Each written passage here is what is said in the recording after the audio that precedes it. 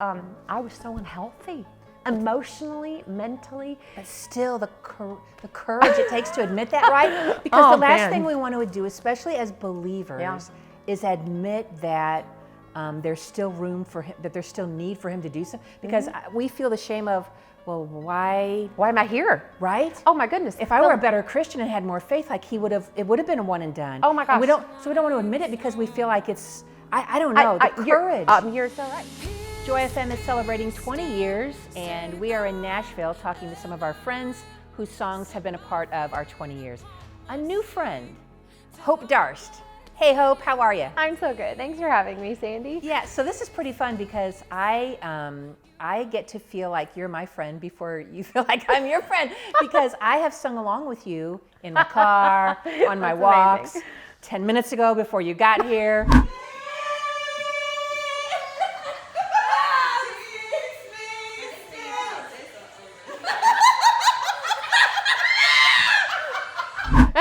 Truth. It's the truth. And I love your voice. Thank I you. love the song. We'll talk more about Peace Be Still in just a second. But can we start off, since this is about friends? Yes. And friend to friend. Let's get to know each other. Right? How would your best friend or best friends describe you? Because they probably know you really well. Oh my gosh. And be honest, and don't be this is not the time for the insecurities to come out, right? Yeah. What would they say about you? They would say I'm 10 minutes late to everything. Are you really? Most of the time. That's good. I say I'm 5 to 10 minutes late to everything. They would say I'm, let's see here, I'm a good cook. I love to gather people around the table. That's like really important to me, to have people in my home and feed them and host things. I'm always like the girl that's hosting all the parties and the baby showers and like, I mean, obviously that says a lot about you. Yeah. Not right now, but I'm typically hosting all the things. I think they would say I have a lot of words. I'm not one of a few words. of a lot of words. And I think they would say probably I'm a safe place. Like I'm a safe place for people to come to and really be honest about where they are in their journey. And I really try to really love them right where they are. I will speak truth when I need to, but I always am going to do it in a way that I think people feel safe to admit the truth of where they are and not feel like they have to filter through. At least I hope that that's what they would say. But so you sound like a good friend. I hope so. A good friend. I hope so. We learned a lot. You didn't say, we learned a lot about you and all of that. So okay, good. Thank you. I feel like we know you even better. And I feel like even, maybe this is just me, but the song, Peace Be Still. And let me ask you this.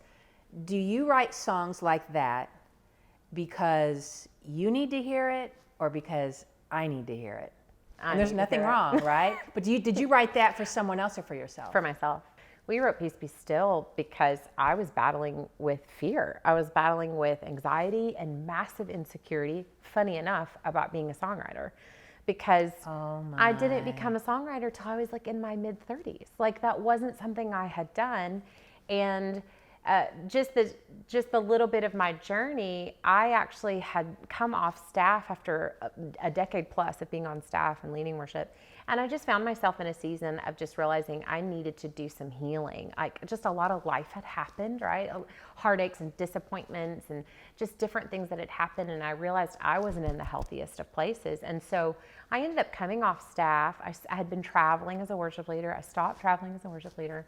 And my husband and I just made a collective decision that it was a season I needed to be home and a season that I needed to let the Lord really heal some things. And I needed to rewire, I think, my identity and what I did. So when I did that, I never thought I would lead worship again. I never thought that God would pull me back into that world. I clearly didn't think I would write songs or find myself here today doing something like this.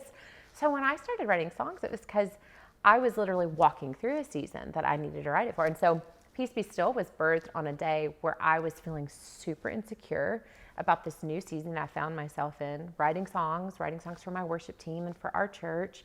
And my friend who co-wrote it with me, she was feeling like this thing that she had really prayed for years and years and years and was finally happening was suddenly falling apart. And so when we wrote, I don't want to fear the waves. It was really addressing the waves of disappointment and the waves of fear and the waves of insecurity, where you have those moments in your life where you're like, I have been here before and I don't want to be here again. Or at least if I'm going to be here, I don't want to drown in fear. I don't want to drown in disappointment and anxiety every single time this thing rises itself up against me. Wow. And so we were like, well, the only way to do that is to anchor yourself in something greater than what you're facing. And for us, that is Jesus and his word. That is an anchor that you can hold firm and steadfast to. And so that's why we wrote it. And I think most of the songs off my new record, there's maybe two songs off the whole record that I wrote for someone else, like in mind. And yet those songs have been completely true for me too. So I hear the lyrics. It's like it's twofold. It's like this vulnerable, right, confession, yes. right? And then by the end, though, it's like, no, this is my fight song. Yes, you get it. You know? That's exactly what it is. And so I love both of those. Yeah. Because a fight song without some sense of vulnerability, I can't connect to. It Same. seems a little, Same. right? Like, Well, and I think if it's just confession and it's just like, oh, this is so hard, then there's no hope in it. Exactly. And there's actually no faith in it. And yet, if it's all just hope and it's all faith and it feels all shiny and perfect, well, that's not true to what we actually face in our real lives. Mm-hmm. And I think I've tried to be really intentional with that, with my writing, to be vulnerable throughout the songwriting process and to not hold back my own stories and to not be like, but I'm going to reserve this. No, I've tried to put it on the table, but at the same time, always know like, but the thing that has rescued me has been Jesus. So I want somewhere in the songs that you feel like, no, there is actually something greater here, which is Jesus. And I mean, that's the point of the whole backside of the song, oh heart believe, let faith rise up in me. Sometimes you just have to sing to your soul, and you have to sing it in a way that it's more like a weapon, you know what I mean? Like to kind of cut through all the stuff that's happening. So I always laugh because, you think a song called Peace Be Still would be like so quiet and like gentle. Until it's And not. instead we were just like, no, like sometimes you have to war for peace. And sometimes you have to like go to battle to fight for that thing. And so, I don't know, we kind of flipped it on its head and just took a different approach, I think. So I love that. Would you do just a little bit of the chorus? Yes. I Sure. know there's no music, there's no instruments around no, or I anything. don't have those skill sets. But would you just, Yes. I love your voice, and whether there's anything around it or not, I just love your absolutely. voice. Would you do just a little Sure. of the chorus? Peace be still, say the word, and I will set my feet upon the sea till I'm dancing in the deep. Oh, peace be still, you are here, so it is well. Even when my eyes can't see, I will trust the voice that speaks. Peace, peace over me.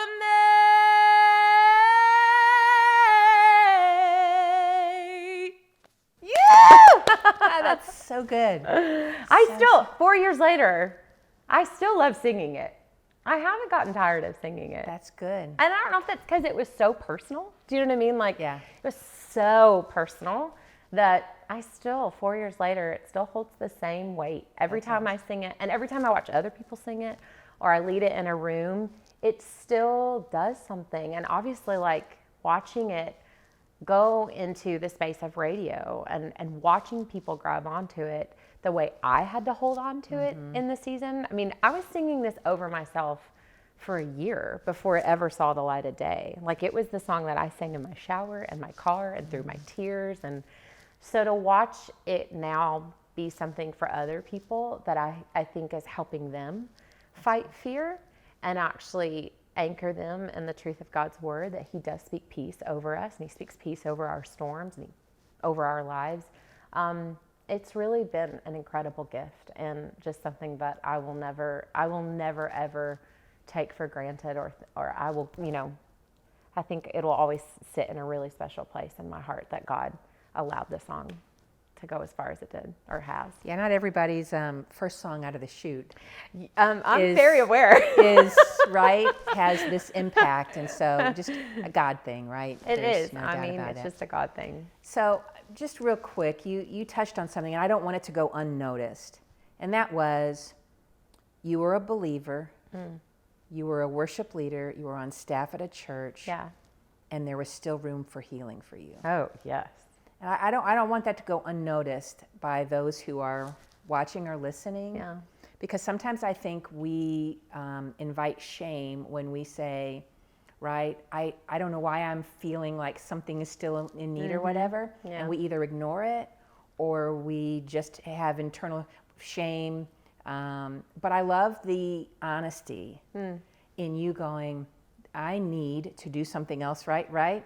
Yeah. And focus some attention. So I didn't want that to go unnoticed. I have mad respect for you for doing that. Thank you. And then I hope that that's an invitation for other people. Yeah, I think it is so often that in the culture of Christianity that we can kind of accept salvation and the moment of salvation as that's the totality of it all. Like, oh, I prayed the prayer of salvation and it was true and genuine.